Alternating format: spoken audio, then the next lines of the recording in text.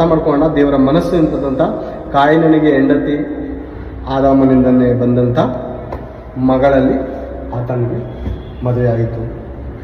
ಆ ಹೆಣ್ಣಲ್ಲೇ ಸೇರಿದರಿಂದ ಕೂಡಿದರಿಂದ ಮಕ್ಕಳು ಅಭಿವೃದ್ಧಿಯಾದವು. ಆ ವಚನವನ್ನು ನೋಡ್ಕೊಂಡು ಹೋಗ್ತೇವೆ, ಕೊಂಡೆದಾಗಿ ನೋಡಿಕೊಂಡು ಮುಗಿಸ್ಕೊಳ್ಳೋಣ. ಅಪೊಸ್ತಲ ಕೃತ್ಯಗಳು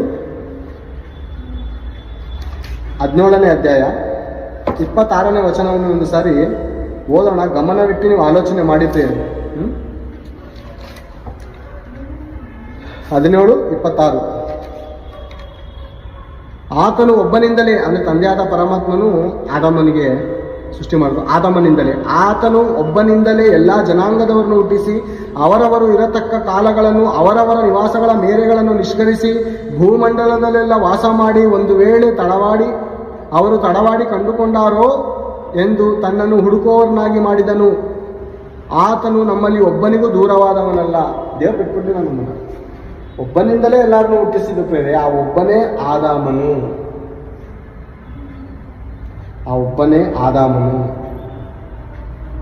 ಎಂತೇಳಿ ಬೈಬಲ್ ಸ್ಪಷ್ಟವಾಗಿ ಅರ್ಥ ಮಾಡ್ಕೋಬೇಕಂದ್ರೆ ಪ್ರಾರಂಭದಿಂದ ಅಂತ್ಯದವರೆಗೂ ಓದಿ ಪ್ರೇರೆ. ಅಲ್ಲೊಂದು ವಚನ, ಇಲ್ಲೊಂದು ವಚನ, ಇಲ್ಲೊಂದು ವಚನ, ಅಲ್ಲೊಂದು ವಚನ ಓದಬೇಡಿ. ಓದಿ ಸ್ಪಷ್ಟವಾಗಿ, ಸಂಪೂರ್ಣವಾಗಿ, ಪೂರ್ತಿಯಾಗಿ ಓದಿ. ಬೈಬಲಲ್ಲಿರುವಂಥ ಮಾತು ಕೂಡ ನಿಮಗೆ ಅಲ್ಲಿ ಸ್ವಲ್ಪ ಪರಿಮಳಿಸುತ್ತೆ, ಇಲ್ಲಿ ಸ್ವಲ್ಪ ಪರಿಮಳಿಸುತ್ತೆ. ಇಲ್ಲಿ ಹಳೆ ಒಡಂಬಡಿಕೆಯಲ್ಲಿ ನಿಮಗೆ ಕ್ವಶನ್ ಬರುತ್ತೆ, ಹೊಸ ಒಡಂಬಡಿಕೆಯಲ್ಲಿ ಅದಕ್ಕೆ ಉತ್ತರ ಇರುತ್ತೆ. ಪ್ರಕಟಣೆ ಗ್ರಂಥದಲ್ಲಿ ಅನೇಕ ಕ್ವಶನ್ ಇರುತ್ತೆ, ಆದಿಕಾಂಡದಲ್ಲಿ ನಮಗೆ ಅದಕ್ಕೆ ಉತ್ತರ ಇರುತ್ತೆ. ಹುಡುಕಿ ಓದಬೇಕು, ಆಗ ನಮಗೆ ನಮ್ಮ ಜ್ಞಾನಕ್ಕೆ ಆಗ ಎಟಕಿಸುವಂಥ ಮಾತುಗಳು ನಮ್ಮ ಹೃದಯಕ್ಕೆ ಬೀಳುತ್ತೆ. ದೇವರ ಮನಸ್ಸು, ದೇವರ ಮಾತುಗಳನ್ನು ಅರ್ಥ ಮಾಡಿಕೊಳ್ಳೋದಕ್ಕೆ ಇಷ್ಟಪಡಿ, ಅನುಮಾನ ಪಡಬೇಡಿ. ದೇವರ ವಿಷಯದಲ್ಲಿ ಯಾರ ವಿಷಯದಲ್ಲಾದರೂ ಅನುಮಾನ ಪಡಿಬೇಡಿ. ನಮ್ಮ ಹೆಂಡತಿ ವಿಷಯದಲ್ಲಿ ಅನುಮಾನ ಪಡಿ, ಗಂಡನ ವಿಷಯದಲ್ಲಿ, ಮಕ್ಕಳ ವಿಷಯದಲ್ಲಿ ಅನುಮಾನ ಪಡಿ. ಮನುಷ್ಯರು ದೇವರ ವಿಷಯದಲ್ಲಿ ನಾವು ತಪ್ಪು ಕಂಡುಹಿಡಿತೀವಿ ಅಂದರೆ ನಮ್ಮ ತಪ್ಪೇ ಒಂದು ದಿವಸ ಸಿಗಾಕೊಡ್ತಿದ್ದೆ. ಒಬ್ರು ಹೀಗೆ ದೇವಸೇವಕರು ಬೈಬಲ್ ಗ್ರಂಥವನ್ನು ತಪ್ಪು ಹುಡ್ಕೋದಕ್ಕೆ ಓದುವುದಂತೆ, ತಪ್ಪು ಹುಡ್ಕೋದಕ್ಕೆ ಓದಿ ಈ ಕ್ರೈಸ್ತರನ್ನೆಲ್ಲ ನಿರ್ಮೂಲ ಮಾಡಬೇಕಂತ ಪ್ಲಾನ್ ಹಾಕಿದ್ರಂತೆ. ಬೈಬಲ್ ಓದ್ತಾ ಕಡೆಗೆ ಇವ್ರು ತಪ್ಪೇ ಸಿಗಾಕೋತಿದ್ದು ದೇವ್ರಿಗೆ.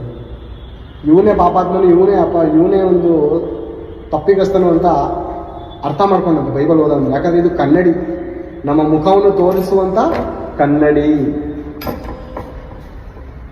ಕನ್ನಡಿ ಮೇಲೆ ಮಸಿ ಬೆಳೆದ್ರೆ ನೀನು ಅದ್ರ ಮುಂದೆ ನಿಂತ್ಕೊ, ನಿನ್ನ ಮುಖಕ್ಕೆ ಮಸಿ ಆಗೋದು, ಕನ್ನಡಿಗಲ್ಲ.